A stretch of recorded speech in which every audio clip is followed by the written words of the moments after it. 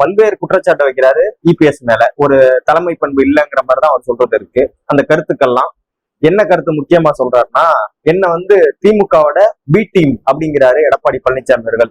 நேத்து அவர் பிரஸ் மீட்ல சொல்லும்போது சொல்லியிருந்தாரு அவங்களோட பி டீம் அப்படின்னு, திமுகவோட பி டீம். அவர் சொல்றாரு, நான் திமுகவோட பி டீம் கிடையாது, எடப்பாடி பழனிசாமி அவர்கள் தான் இந்த கொடநாடு கொலை வழக்கில் A1 அப்படிங்கிறாரு. A1னா என்னன்னா, இவர் தான் அந்த வழக்கையே பண்ணியிருக்காரு, இவர்தான் அந்த கொலையெல்லாம் நடத்தினாரு அப்படிங்கிறதுனாலதான் இவர் A1 அப்படின்னு குறிப்பிடுறாரு. ஏன் A1 குறிப்பிடுறாருன்னா, அங்க நடந்தது எல்லாருக்குமே தெரியும், எத்தனை கொலை நடந்ததுன்னு தெரியும். அங்கிருந்து வாட்சி திரும்ப போனுச்சுன்னு பொய் மேல பொய் அடுக்குனாரு அன்னைக்கு எடப்பாடி பழனிசாமி அவர்கள்.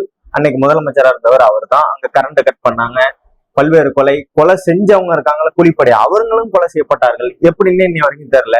அந்த சிபிஐ அழகா மோடி கையில கொடுத்துட்டு இவர் வேலையை பார்த்துட்டாரு, டென்ஷன் இல்லாம ஒதுக்கிட்டாரு. தொடர்ந்து திமுக தான் இதுக்கு எதிராக கேள்வி எழுப்பிட்டு இருக்கு.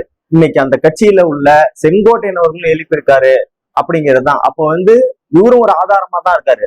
தன் சொந்த கட்சி, இதை வேற ஏதோ கட்சியில உள்ளவங்க சொல்லல, தன் சொந்த கட்சியில உள்ளவங்களே இது போல இவர் தான் A1 அப்படிங்கிறாருன்னா, மக்கள் நல்லா சிந்திச்சு பார்க்கணும். எடப்பாடி பழனிசாமி தான் கொடநாடு கொலைய அரங்கேற்றியவர்.